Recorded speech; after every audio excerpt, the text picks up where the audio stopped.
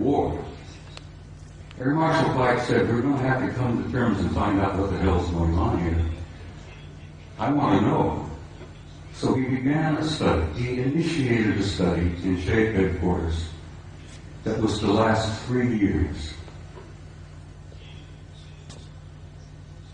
They published it and they issued it in the summer of 1964 while I was there working in the war room.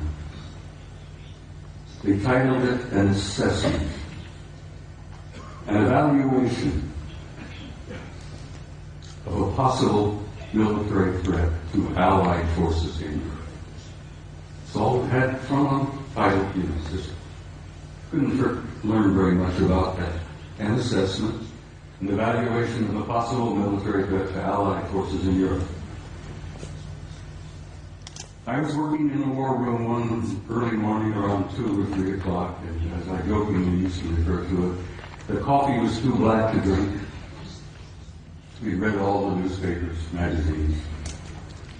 Many of you have heard military life is about 99% boredom, broken up with 1% of sheer terror. And that's the way it used to be, and that's the way it probably is used today. I'm sitting there nodding off, and this American Air Force full colonel looked at me and he says, "Wake up." He went over to the vault. The vault, the stock, was a walk-in safe. We opened the door and walked in, and we got classified documents in there. The colonel went over to the file and pulled out this document and threw it on my desk, and he says, "Read that, that'll wake you up." Ladies and gentlemen, my life changed. I opened the first page and I couldn't put it down. I read and read and read, and I read it every time I was on duty in the war room. I was shocked, I was stunned by the implications of what I read in that study. And as I said, my life has never been ever quite the same. The study, briefly, and I have to briefly lay this out. I could talk for 2 hours about this, but the study simply concluded this. Is there a threat to Allied forces in Europe? Apparently not. They concluded that the planet Earth and the human race had been under some kind of survey or observation going on for hundreds, if not thousands of years. They concluded in 1964 that there were at least 4 different groups coming here, observing us, surveying us, analyzing us, closely watching us, what we were up to, what we were doing. They concluded that there did not appear to be a military threat involved because the repeated demonstrations of incredibly advanced technology demonstrated to us that if they had been hostile or malevolent, there was absolutely nothing we could do. If they were evil in their intent and they were hostile toward us, it would have been over a long time ago. So, the conclusion was there were 4 different groups involved. They had been coming here for a very, very long time. Apparently they were not malevolent or hostile. The question was, what the hell are they doing here? Why are they here? And why are they interested in us? Well, they did not know in 1964 what their agenda or their motives were. And I will tell you honestly and frankly that even today, our authorities, our senior military, our national security people, still don't totally grasp what their motives are, what their agendas are. So this study in 1964 was simply a beginning for me. As I said, I was never quite the same, and as I jokingly say, I used to be a normal human being. And after I read that study and launched on my 45 years of research, I lost all aspects of normality.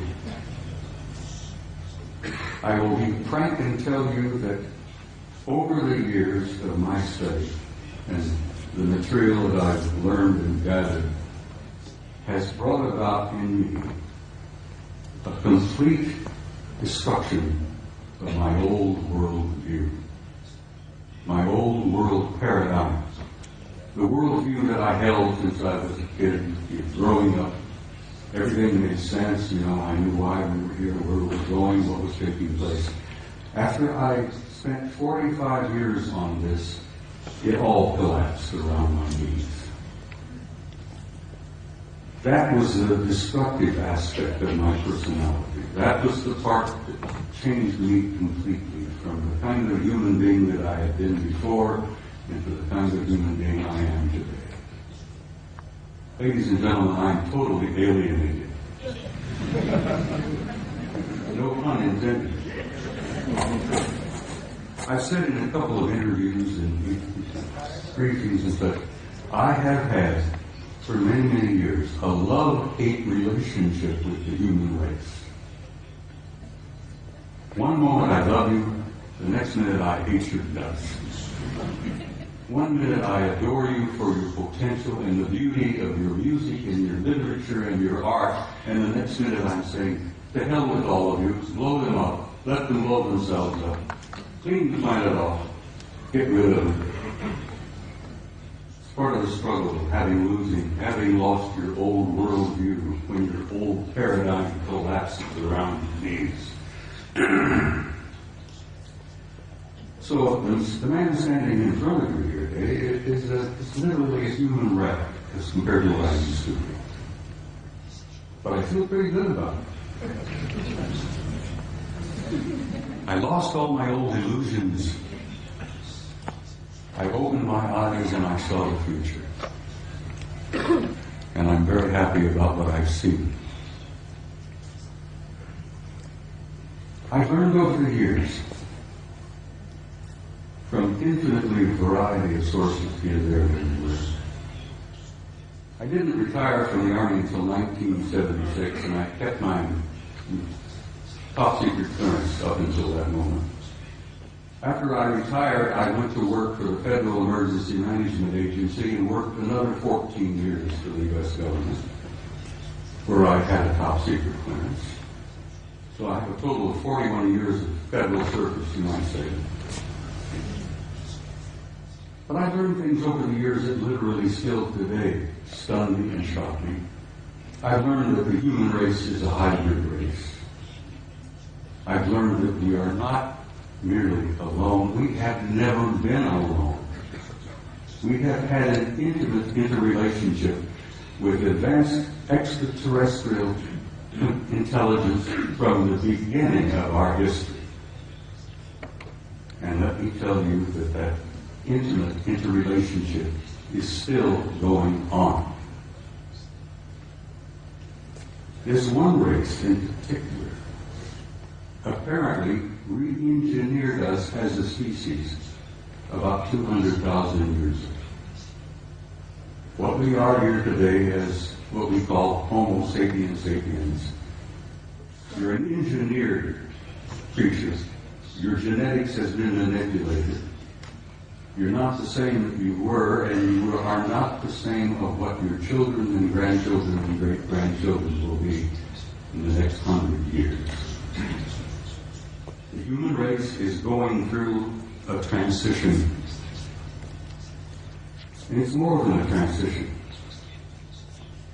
It's what I've learned to be a transcendent transformation into a new race, into a new future.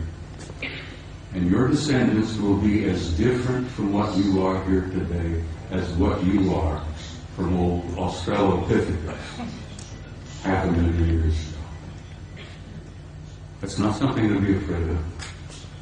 Something to look forward to. You're growing, you're developing, you're becoming a new race, you're becoming a new species. Your grandchildren, your great-grandchildren, your descendants on in the next century or two have destiny in the stars. Don't you doubt that for a minute.